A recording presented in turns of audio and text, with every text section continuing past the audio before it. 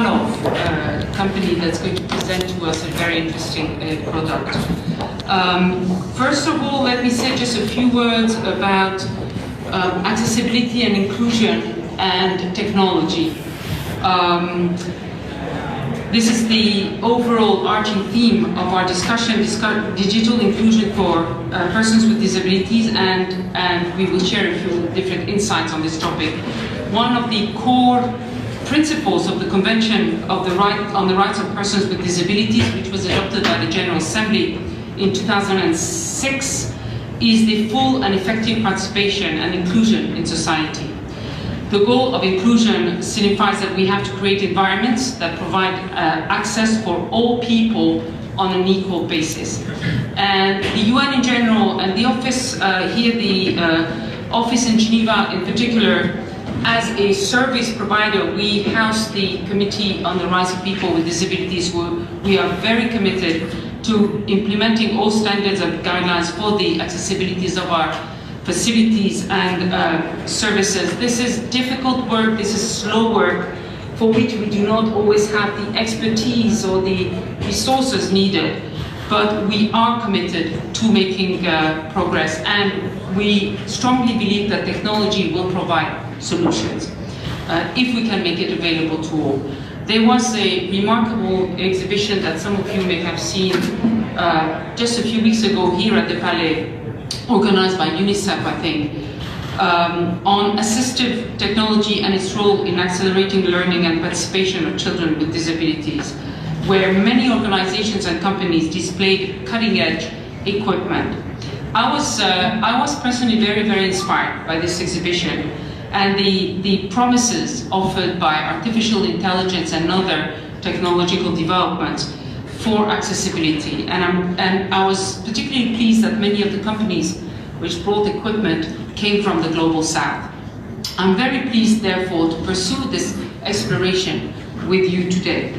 With the broad range of experience that we have here, the topics we will touch upon include specialized software development, e-commerce, and accessibility. What we hope to illustrate by combining this subject is the importance of digital inclusion of persons with disabilities to achieving the Sustainable Development Goals, and the opportunities in trade and development that can come through the use of new technologies and electronic commerce in this field. So let me now introduce our three distinguished panelists. First, we have Ambassador Diego Arlestia Valencia, who is the permanent representative of Ecuador to the WTO and other economic organizations based in Geneva. Mr. Ambassador Arlestia has a very distinguished career and extensive experience in public and development economics as former Minister of International Trade, Director of the School of Governance at the Universidad de los Hemisferios in Ecuador, and many other very distinguished positions. To my left, we have I don't want to misspell your name, it's Pilar Pajarnes, who is Economic Affairs Officer in the Technology and Logistics Division of UNCTAD. And to the far right, we have Mr. Hugo Jacome, who is the co-founder and president of Talov, and I'll say a bit more about this later. But first of all, I'd like to give the floor to Ambassador Arlestia. Ambassador. Thank you very much.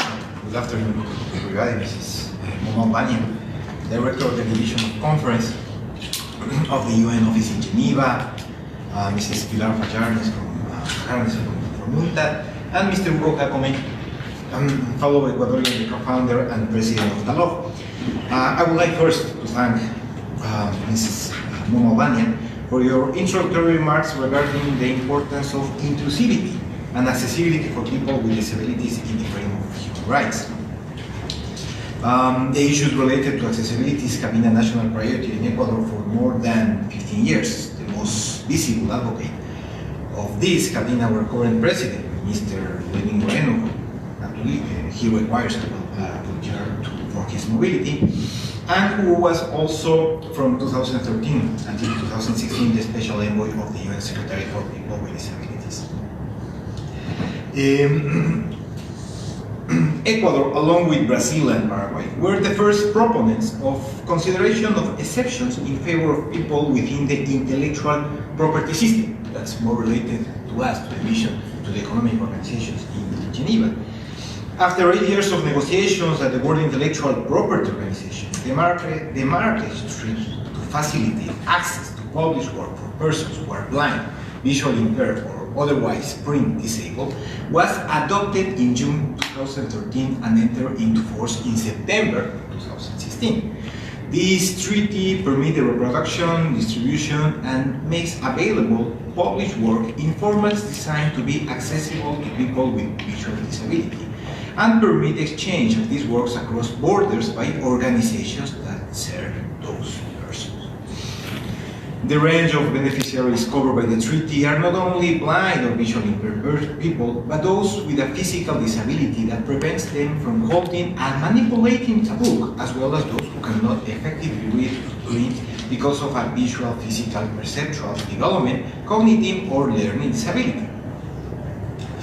During the harmonization process of the treaty with the national legislation, Ecuadorian citizens request to the state to extend the exceptions in order to protect and benefit people with any kind of disability. After taking into account the demands of its citizens in the national legislation, the Ecuadorian state decided to internationally support the idea of the creation of instruments that extend the benefits of the Treaty of Marrakech to people with all kinds of disabilities. We hope that this will lead to a broader consideration of the needs of people with disabilities within the intellectual property system. This background is particularly valuable to make the following introduction. Today, with great pleasure, we accompany the presentation of Hugo Jacome, the founder and president of an Ecuadorian firm, Talov. Hugo is part of a team of young entrepreneurs who have been able to create a startup with an essential social function and effect. This is an example of a company that goes further the financial aim any startup has. It contributes directly through its products to the exercise of human rights, in this case for people with disabilities. Besides the primary responsibility of the state as a guarantor of the rights of citizens, it's crucial the development of private initiative that includes, in the core side of their mission, activities contributing to the society. Business with ethical aims and strong corporate values can also have a positive impact in the corporate culture in which they grow. As market evolves, companies with solid values attract young people and have more possibilities to survive. In the frame of this event, e-commerce week, innovation is at the core of the discussion. Entrepreneurs require a favorable environment that can only be provided by making good use of the available policy space. Ecuador aspires to create the conditions in which young people not only use the available technologies, but make use of their knowledge to a creative use. We as a developing country face many challenges with putting in place policies, mechanisms, and institutions to promote innovation. The digital and technological gap undermine the possibilities that our citizens have in the global market. This makes the effort made by these young entrepreneurs even more remarkable. I would like to finalize recognizing our deeply appreciation to the work of the UN system, people who have contributed and collaborated for this event to take place, and also with all the work that has the aim of reducing inequalities in the technological field. Thank you. Thank you very much. Thank you very much, Mr. Ambassador. And now I'd like to give the floor to Ms. Bahan.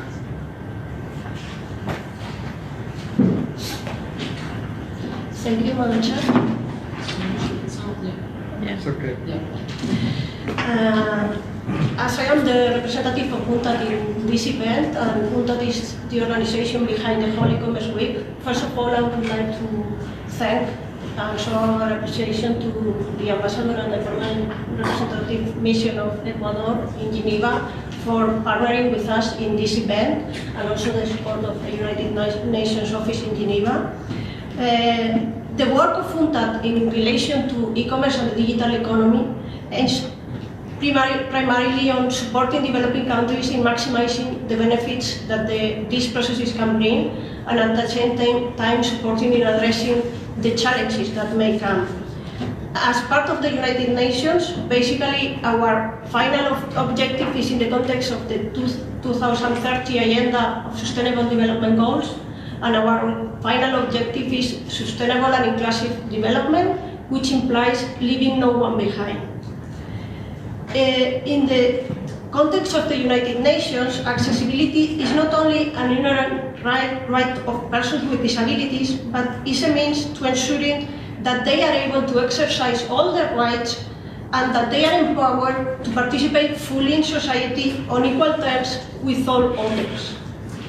In recent years, persons with disabilities have gained voice in all spheres of life and development, and the approach to addressing disability in global policy has been shifting gradually.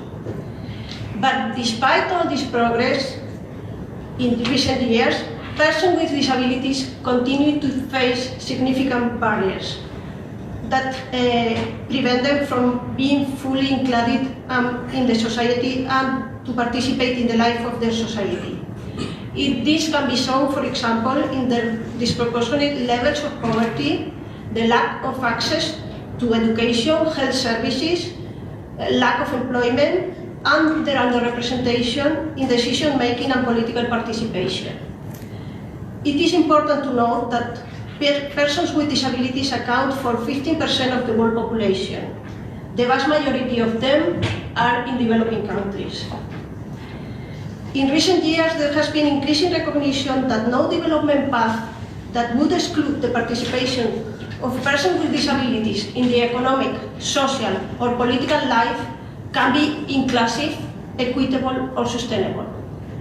The 2030 Agenda of Sustainable Development and its 17 Sustainable Development Goals provide a powerful framework to guide local communities, countries, and the international community toward the achievement of disability inclusive development.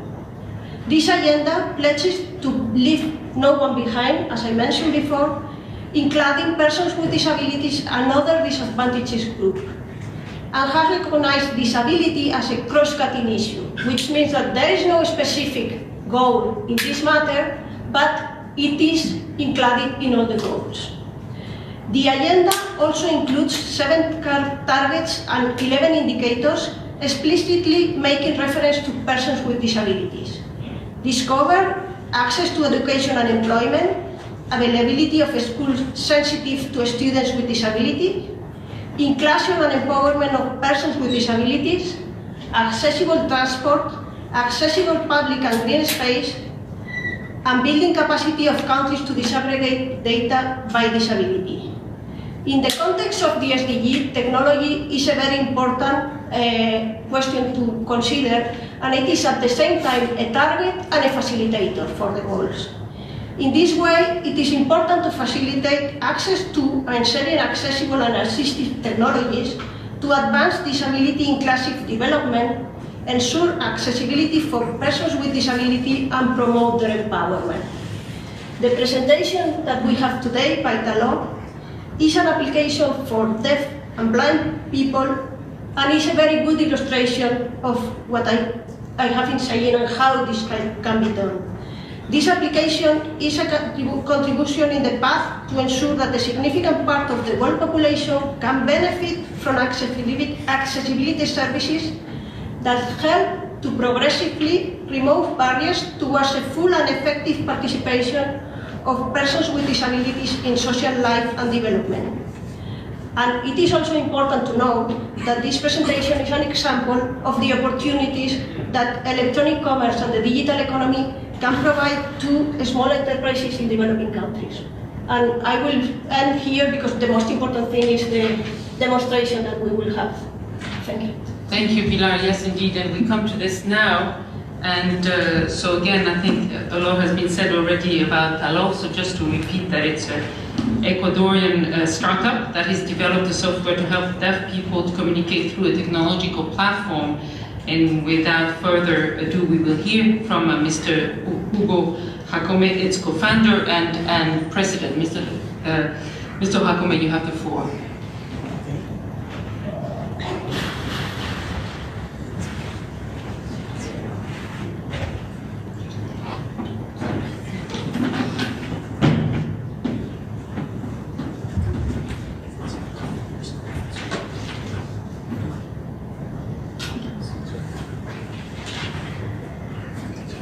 Okay, hi everyone. I'm very happy to be here and thanks for the invitation. I am Hugo Jacome, I am part of Talov team. We were concentrated in how to tackle challenges related to accessibility and technology. And we will start with some numbers. Did you know that every hour, 1,004 deaf people and 620 blind people born in this world every hour?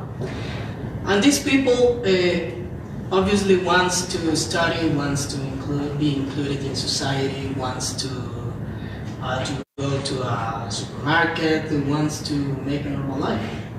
But there are some, like you said, some challenges, like daily life challenges that we try to solve through technology. And let's see, in the world there are 470 million deaf and hard of hearing and 290 million blind and low vision people. Every time, like I told you, they face a challenge every day. And how to face these challenges? For example, speaking about UN SDG, less than 5% goes to school because institutions are often not well prepared to teach people with any kind of disability. Some hearing and vision aids can cost up to $100,000. It's not accessible for everybody. And the combined unaddressed hearing and vision impairment annual global cost is $1,400 billion. This is like the double of the GDP of a country like Switzerland every year. This is the cost of unaddressed hearing loss because they are not in the job circuit, in the educational circuit. So we have to tackle this. And we use a tool that is very common to hear nowadays, the artificial intelligence. And I have used this graphic because it's like the first thing that everyone imagined when I told artificial intelligence, like, wow. But artificial intelligence are some cognitive computing techniques that try to emulate the processes inside human brain and make a computer start to learn similar, not equal, I think will never be equal, but similar to a human being. So this is compatible with inclusiveness, of course, because the sign language interpreters and the people that is always helping blind people, the guidance for blind people, it's not available 24/7. In some cases could be very expensive. But considering unlimited resources and unlimited availability, there is still one trouble: privacy. Yeah. In many cases, we don't want third-party people listening our conversations or just being in a very private moment. So that's the place where technology can help. Our dream and our perspectives are never replace human assistance for blind and deaf people, never. But our dream is to give more independence for challenge those daily life problems to people with disabilities. We have to be very clear of that, because in some scenarios, many people that is related to sign language interpretation have told us things like, you are gonna take off our job. No, technology will never take off your jobs. We are just trying to help in the daily life, and because you are a human being, you cannot be 24/7 with another people. You have your life, your kids, you have to eat. You cannot be like a machine every time, but technology can do that. So, we have launched 2 apps. The first one is Speedlist, designed for people with hearing impairment, because this app, through using a sensor that I have here in my right hand, it's like a small watch, can detect sign language and convert them in real time to voice and text in 35 languages. For example, if I am Ecuadorian, I use Ecuadorian sign language, but what if I am in Thailand? I just choose the output in Thailandese, in spoken Thailandese. So, can understand sign language. We have launched that right now with North American Sign Language first, and we will be adding more sign languages within the days, because there is one very curious thing about sign language. For example, in Ecuador, we speak Spanish, but Spanish is slightly different from city to city. From one province to another, we have some small differences. Call it like accents could be. And in sign language is the same. Ecuadorian sign language is different to Venezuelan sign language, to Switzerland sign language, to Chinese sign language. And even in every region of every country you can find variations. So that is a very big challenge that we have to solve through artificial intelligence, to hyperparameterization and generalization of the neural networks. So, for example, the Speedlist, I cannot connect wirelessly the screen of the phone to the projector, but I will explain to you. Speedlists have 4 functions.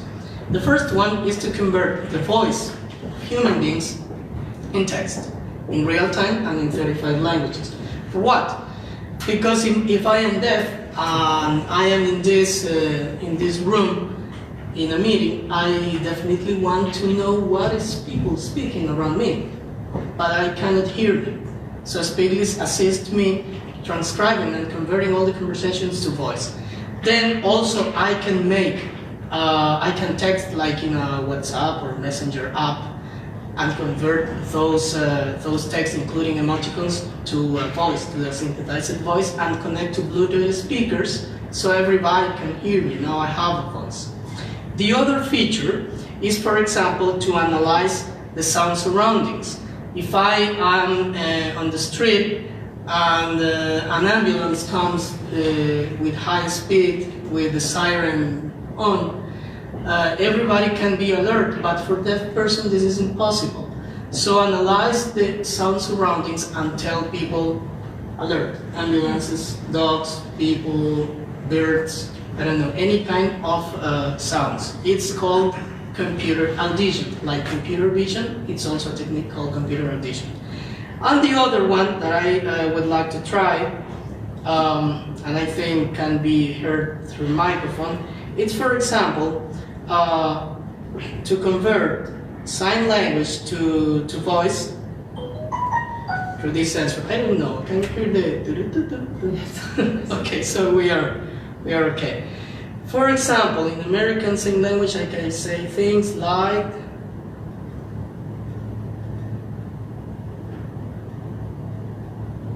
it's with the, let me right now. So let's try again. What's the sound level down? Hello, how are you? My name is Hugo. I live in Ecuador.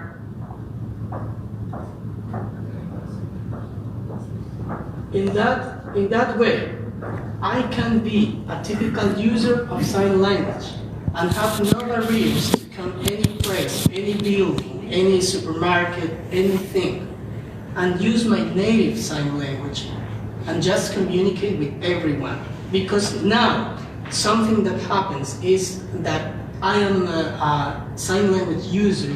I go to the supermarket, I use my native language, and almost nobody can understand. So I think that is annoying. It's really frustrating to use my native language but cannot be understood. Okay, so this is one app for deaf people. And the other app that we have is Speedlist Vision. It uses artificial intelligence in real time to help blind people to identify, for example, objects, calculate approximate distances, read text, scenes, and more. Both apps are available in 35 languages. That's why many or most of our users are, for example, in China, Arabia, some countries of Europe, Asia Pacific, and Latin America, but not so much Latin America like Asia Pacific, for example, or Europe. So let's see, for example, here I have, I think, yeah, now you can see my phone. And let's try, for example, Speedlist Vision. Yeah. Now Speedlist Visions have 4 features. Let me try better in English. I think it could be better.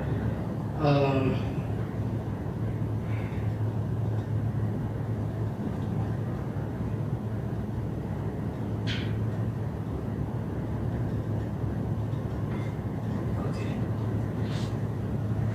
Now I think it's better.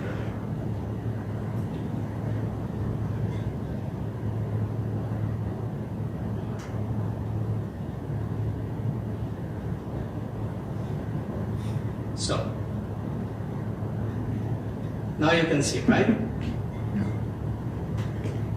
Yeah. And Speedlist Vision, for example,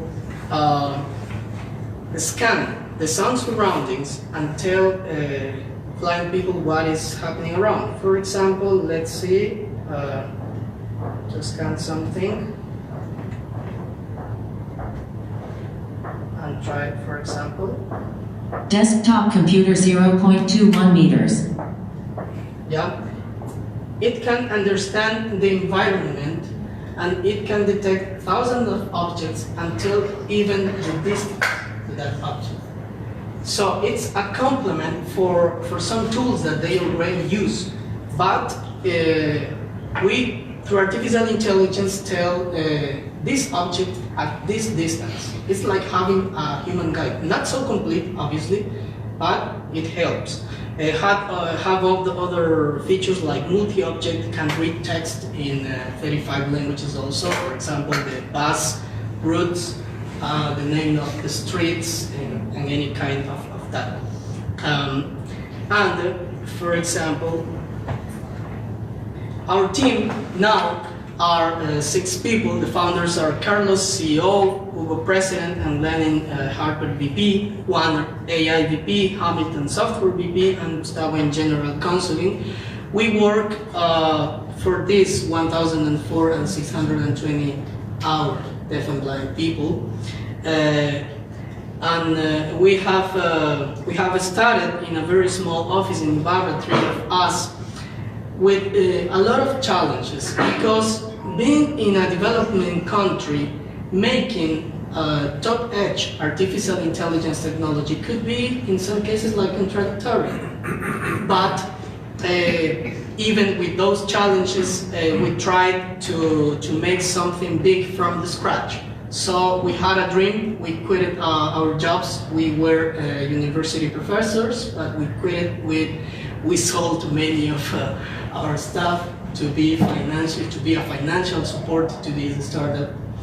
And one very big challenge is like Ambassador said in developing countries is, for example, access to technology, access to capital. And in Ecuador, yeah, we have made some things, but always is a lot of things to do. So in Latin America in general, this is something that we have to tackle from the public and private institutions to strengthen the ecosystem, not to be like isolated initiatives and try to walk to the technology and entrepreneurship path. No, we have to make like another territories that can that have been consolidated at one big effort from private and public institutions. So we started like that. And we had some achievements, like among 6,600 applications, the first prize in Ecuador biggest startup contest in 2017. Then we were part of the pitch group in Web Summit 2017 among 90,000 applications. These were sponsored by Mercedes-Benz. Then we won Seed Stars, local edition of Ecuador in 2018, and actually we classified to the World Finals that are this Friday, 5th in Lausanne. That's why we're here in Switzerland, because we are looking for Talov for more opportunities and for access to investment and more technology. So we hope everything will be good in that competition. Then we won the SAP in the marathon in Ecuador, and we were qualified to the US contest, where we won the 3rd place, winning a very important partnership with SAP and all their technology to improve our AI platform. In the meantime, we have been selected by IBM like a premium startup. So they joined us to power our AI platform, our artificial intelligence platform, and thanks to IBM, we can now make things like this that is called inference inside a phone. We have to remember, a phone is not a very powerful computer or processor, but making a lot of optimization of code, we can make that a phone with a tiny processor can't think like a human. But our most important achievement is definitely to change a life, and let's see a video. Una experiencia muy grata que siempre se anhelaba, o sea, tener con él, poderle decir muchas cosas que al rato no podía. Poder ver cómo mi hermano se relaciona con muchas personas sin ningún problema, con tanta facilidad, poder ver cómo él ahora va al supermercado o a la tienda y se da a entender lo que él quiere, es algo grandioso. Ahora ya él se comunica con todos los demás, sabe lo que estamos conversando nosotros en familia. Muchas gracias, Speedlist. Muchas gracias, Speedlist. Gracias.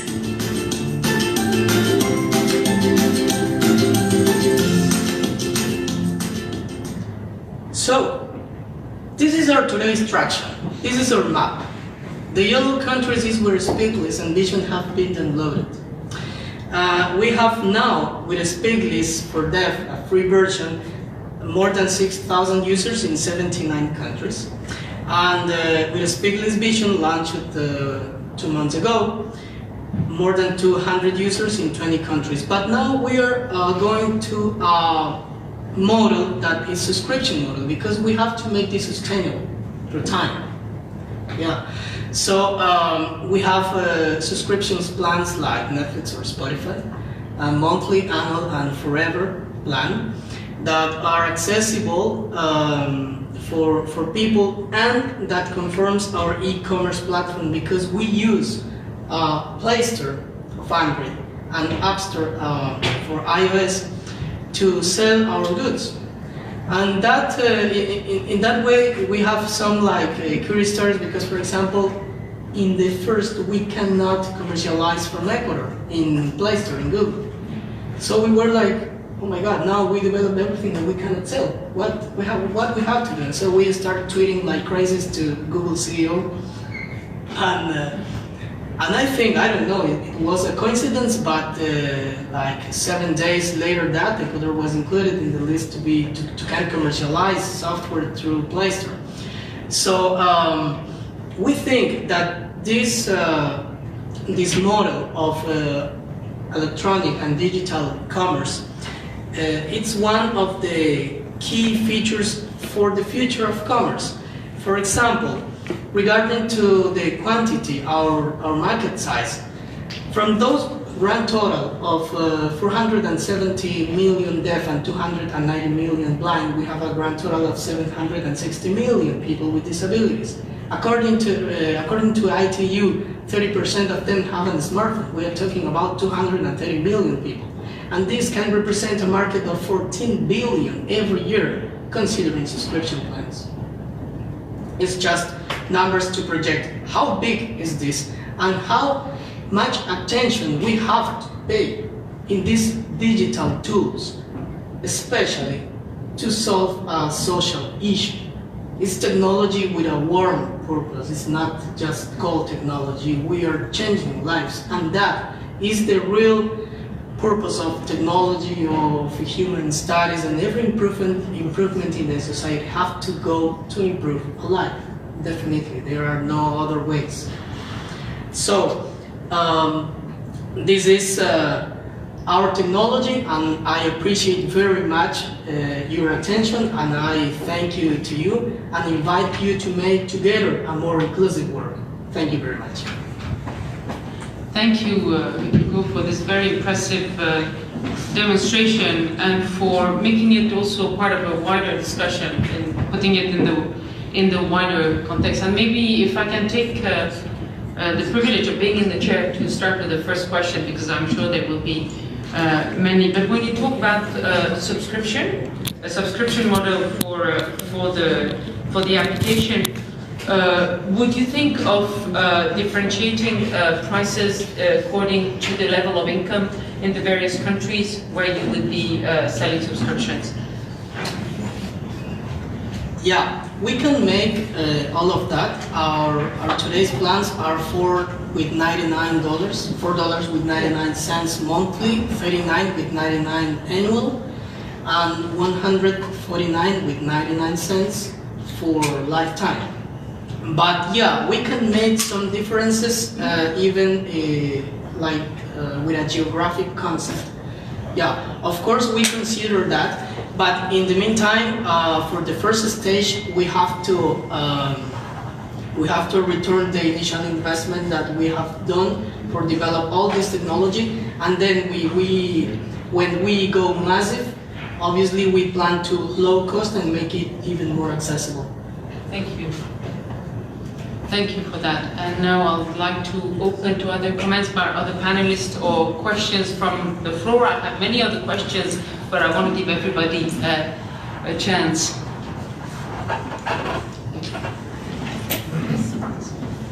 Actually, first of all, I want to congratulate you. It's very, as Mrs.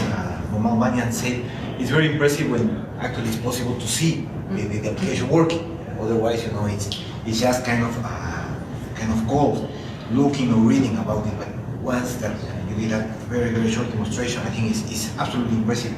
And that brings us to a couple of issues that I would like to highlight and actually to ask you.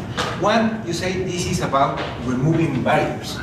However, the digital world in itself poses some challenges regarding barriers. The digital divide between developed countries, between the people that do not have a home or people that are fortunate enough to have or could afford a phone, number one.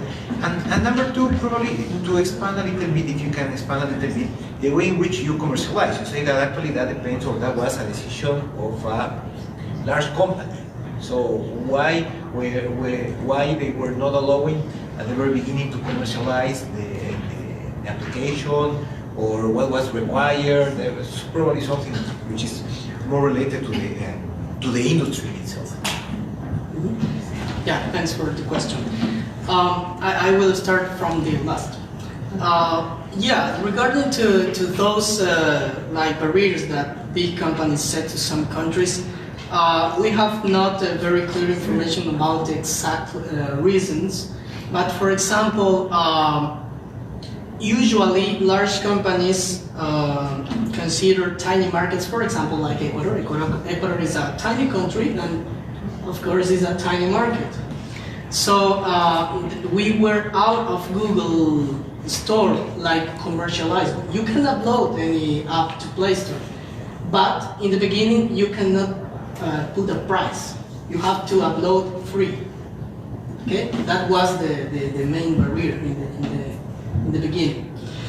And we think that many of that things are due to that the developing countries, of course, are considered that like with poor access to technology. But we think that the internet, that smartphones with a lot of competitors like this, for example, I have now here an iOS and an App Store and an Android device. Android devices are definitely like low in cost and being more accessible to a lot of people. I think that now big companies are considering these tiny markets like a market, like a real market. That's why Ecuador wasn't locked. I don't know if because our many tweets, I don't know if I was very annoying to the CEO of Google, but we are being considered because the penetration of internet is every day growing. And these devices are going down in terms of access to them, the cost. And we think that in a couple of years will be very common to have a smartphone even in those called developing countries.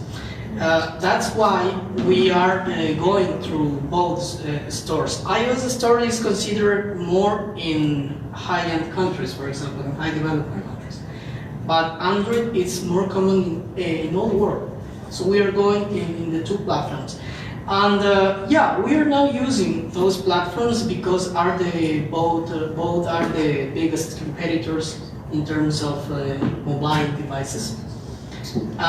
So we are just going to the I don't know if it would be someday possible to have our own store.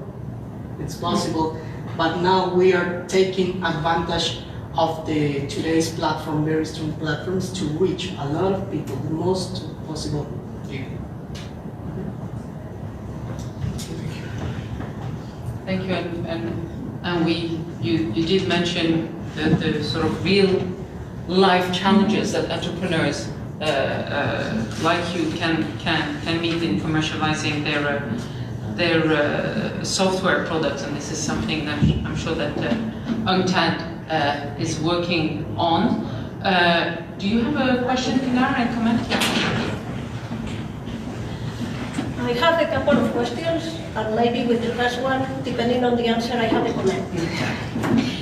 The first one is related to, because you are a small enterprise, I understand, and I saw that you talk about a team, but it said the founders, 6 people. Is this the whole company, or you have employers? Okay. Founders are 3 people, and in total we are 6 people. Now we are 6, and 7 with a part-time. We are a very tiny company. Actually, if you count how many we're here, it's all my company. Yeah. Okay, then my suggestion comes, and probably because we are talking about inclusiveness, since I'm forecasting that you are such an interesting application that you will have a lot of sex and you will expand, I would suggest that you look at women too, because you have only women there. Yeah, and that's something we would like to have women in our team, and even people with disabilities. We have searched a lot but for example, in our country, we didn't find people with disabilities with the profile of software engineering, or something that we really need in the first stage. And yeah, we actually will start working in a couple of days after my return to Ecuador with a woman that is expert in terms of UX. So we are very happy about that. My second is more technical. It's related because all of the analysis we do, we know that the digital economy is based on data. And we know a lot about what data do with the problems that they create with big companies, the big platforms, and all these things. But we know that data are also very useful to increase efficiency of a small company. I would like to know how you use your data, how it helps you in your process, if you can explain, because we don't have that much information about what small companies do with the data. Yeah, of course. For example, a daily example, it's Talov regarding to data. We can monitor 24/7, every second, how many users we have at that time. In the office, we have a screen, a TV, with a world map, and we are looking. Yeah, that is the same world map, but every time it turns on a light, China, India, Thailand, Ecuador, North America, Iceland, every time. So we know with that data the real-time usage of our app. Obviously, we ask for users to register, so we have their demographic data.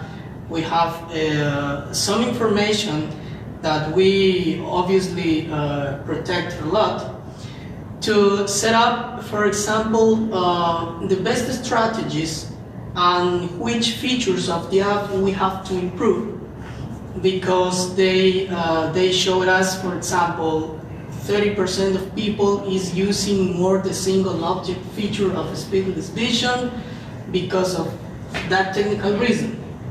So we take all that information and go to the code to improve and try to answer that concerns about the users. So that is our today's usage of data. We are not a Google data recollector, but we use that data specific to users and how they use, how they interact, and how we can use that to improve all the platform. Thank you. Do we have any questions from the floor? You, this one over there? Yes, sir. Mira. Yes. Thank you for the comment in this meeting. I found it very interesting and informative. Thank you all the panelists. Thank you, Mr. Ambassador. There is no one-size-fits-all. This is crystal clear for everybody. And for those who are not attending this meeting, I think that they do not understand the importance of this issue. This is my understanding. It's very important. Because in terms of the people, disrespect people with some disabilities, this era opens up new opportunity for them to have access to the market. And at the same time, it would be very beneficial to the government as well. It is win-win policy. My request is that, to have a request maybe from the INTA, to prepare something with the best practices, and also this application was very interesting. And also some policy framework that everybody can have their own takeaway from that, and to incorporate this issue into their e-commerce policy. And then it takes these people on board, because sometimes these people are looked at, the people that put burden of expenditure on the shoulder of the government. But when we have the policy making, we include and incorporate this issue in the policy issues at the government level. They can provide, the policy space for these kind of people, and then they can provide, such kind of application for them, and they can reach to self-sufficiency. And this, reduce the burden of the government, and at the same time give them opportunity to have access to the market, and also give them, the high sense of the confidence that they can have the share in the market. And this is my understanding. Thank you.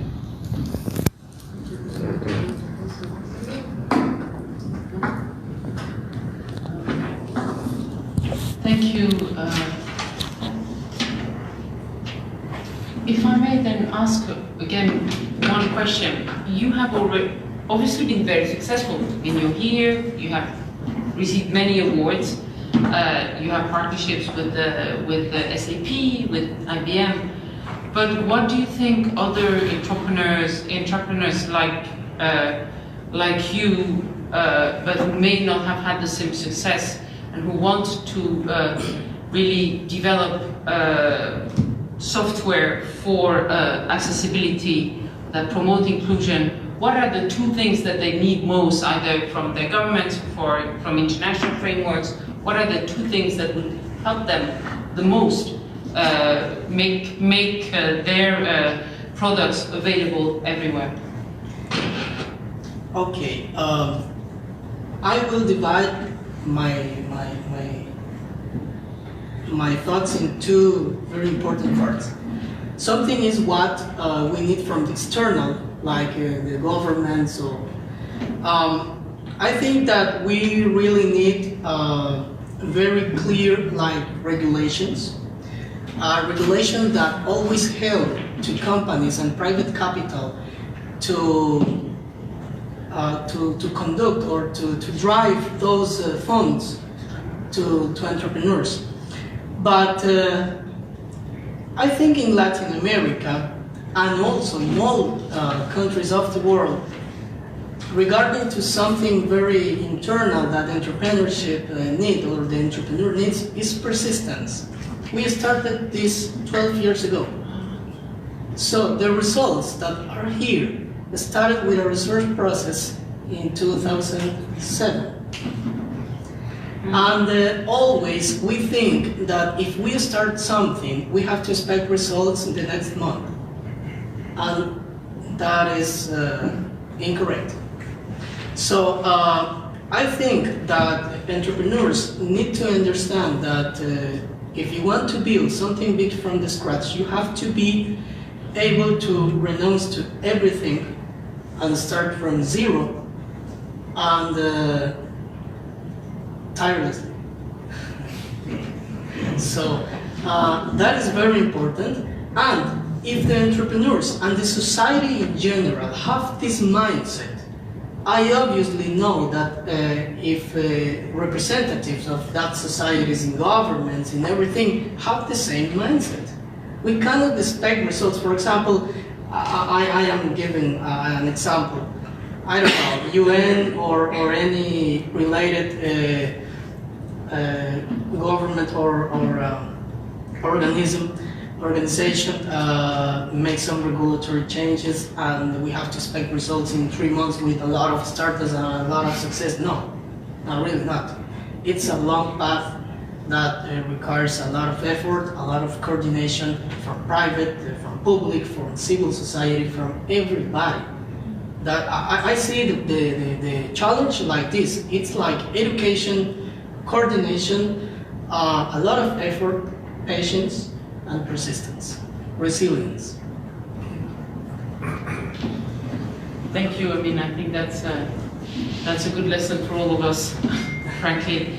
But thank you very much. Is there any other comment or question from the floor? I will give the floor back to the panelists for one last word. For my part, I really want to thank the Mission of Ecuador for organizing this very, very interesting presentation. I like very much what you said about this being a warm technology, you know, technology with a purpose. I want to also just remind everybody that there's a lot that is being done in Geneva for people with disabilities, both from a rights perspective with the Committee on the Rights of People with Disabilities, but from also, as you said, Ambassador, from an intellectual property point of view, from technology through the ITU, so we have WIPO, ITU, the Office of the High Commissioner for Human Rights, so there's a lot of things happening on TAD. What I feel sometimes is missing is connecting all of them, and this is something that we have to work harder on. So really thank you, Hugo, and thank you so much for coming all the way to present this to us, and best of luck with for the future.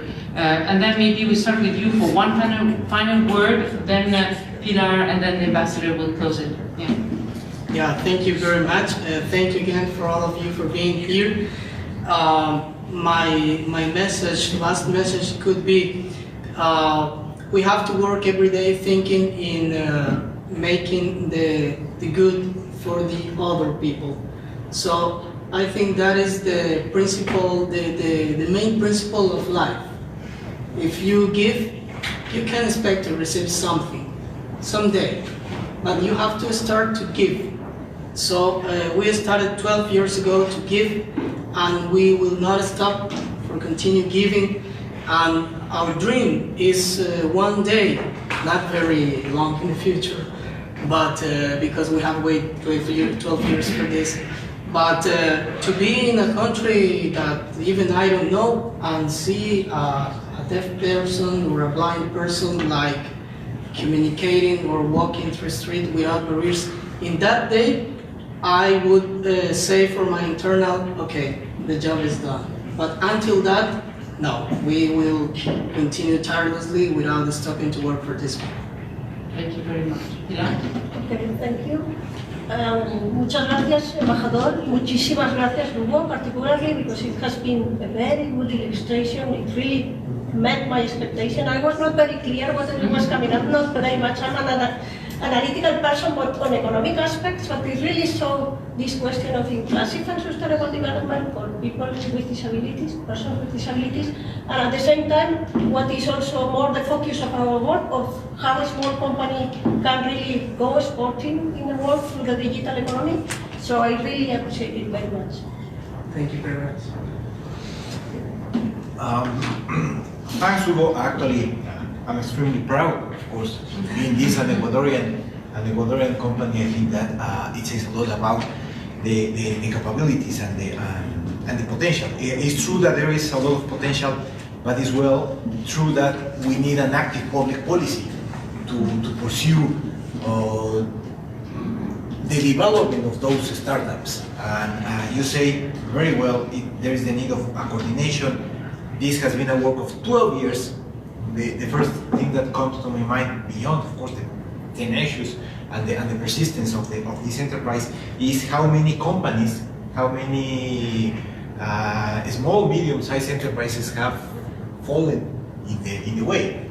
And I think that is a very, very clear example of the need of treating the industry of the digital economy as an infant industry with an active public policy. And actually, it was mentioned that it's so important the need of having a policy space and an active public policy to take advantage of these opportunities. It's not, you know that there are opportunities. We have to take advantage, and clearly there is a huge digital divide when you look at the figures in the world scale of the number of companies that have business above $1 billion. Latin America and Africa is 0.1% of the whole world, which means that 99.9% is not neither in Latin America nor in Africa. So hopefully you will be adding to those figures in the near future. But again, I'm very happy of this presentation. I'm very proud, and again, once again, thanks to the UN, to UNTAD for making this possible. Thank you very much, all. Thank you. Thank you.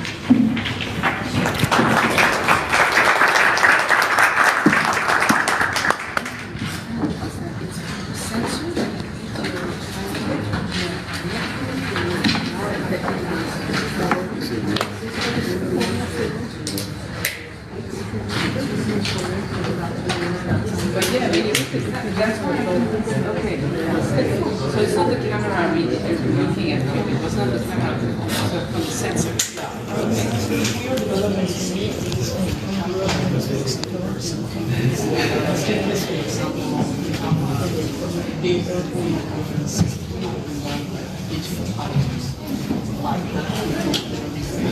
Okay, so we're trying to